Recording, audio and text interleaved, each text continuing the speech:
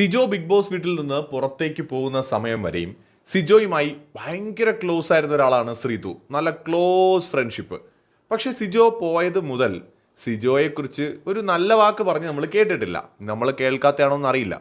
ഇത് സിജോയ്ക്കും അറിയാം. ലാലേട്ടൻ വന്ന് വീക്കെൻഡ് എപ്പിസോഡിൽ പറയുന്നുണ്ട് നിങ്ങളിൽ ആരൊക്കെ അന്വേഷിച്ചു എന്ന്.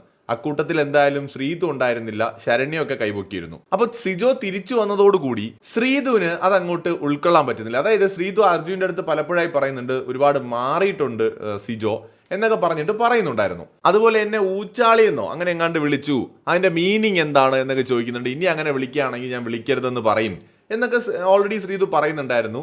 അപ്പോൾ അങ്ങനെ ഇരിക്കെ ഇന്നിപ്പോൾ നമ്മുടെ സിജോയും ശരണ്യയും കൂടെ ഇരുന്ന് സംസാരിക്കുകയാണ്. അപ്പോൾ ടോപ്പ് 5 കുറിച്ചാണ് സിജോ സംസാരിക്കുന്നത്. ശരണ്യക്ക് ടോപ്പ് 5 എത്തണമെന്നുണ്ടെങ്കിൽ ഇവിടെയുള്ള മറ്റ് കണ്ടസ്റ്റൻസിന്റെ മുകളിൽ ഗെയിം കളിച്ചാലേ പറ്റൂ, ഇങ്ങനെ പോയാൽ പറ്റില്ല എന്ന് പറഞ്ഞിട്ട് ഒരു അഡ്വൈസ് ചെയ്യുവാണ്. ആള് പഠിപ്പിച്ചു കൊടുക്കുകയാണ് കാര്യങ്ങളൊക്കെ. അപ്പോൾ ഈ സമയത്തേക്ക് അവിടെ ശ്രീതു കയറി വരുന്നുണ്ട്. അപ്പോൾ ശ്രീതു വന്നിട്ടും സിജോ നിർത്തുന്നില്ല. ശ്രീതു ഇങ്ങനെ നോക്കുന്നുണ്ട് സിജോ എന്താ പറയുന്നത്.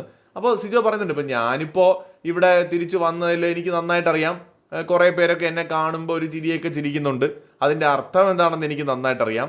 ചിലർ മാറിയിരുന്നിട്ട് എന്നെക്കുറിച്ച് പലതും പറയുന്നുണ്ട്, വേറെ ചിലർ സ്വാഭാവികമായിട്ട് എൻ്റെ അടുത്ത് ഞാൻ പെട്ടെന്ന് വന്നതുകൊണ്ട് ഒന്ന് അഡ്ജസ്റ്റ് ചെയ്ത് ഇങ്ങനെ നിൽക്കണമല്ലോ എന്ന് ഓർത്ത് അങ്ങനെ നിൽക്കുന്നതാണ്.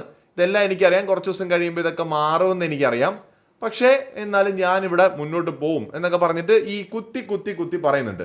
ആ സമയത്ത് ശ്രീതു അത് കൃത്യമായിട്ട് ശ്രീതുവിന് മനസ്സിലാവുന്നുമുണ്ട്.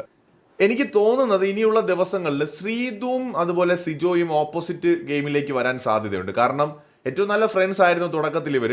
പക്ഷെ ഇനി ചിലപ്പോൾ ഇനിയുള്ള ദിവസങ്ങളിൽ ഈ ശ്രീതുവിനെതിരായിട്ട് സിജോയും സിജോയ്ക്കെതിരായിട്ട് ശ്രീതുവും ഗെയിം കളിക്കാൻ സാധ്യതയുണ്ട്. കാരണം ശ്രീതു ഗെയിമിലേക്ക് ഇറങ്ങിയേ പറ്റൂ, ഇല്ലെങ്കിൽ ശ്രീതുവിന് അവിടെ നിന്ന് ഇറങ്ങിപ്പോകേണ്ടി വരും, ഷോയിൽ നിന്ന് പുറത്തു പോകേണ്ടി വരും. അപ്പം അതുകൊണ്ട് ശ്രീതു എന്തായാലും ഗെയിമിലേക്ക് ഇറങ്ങും.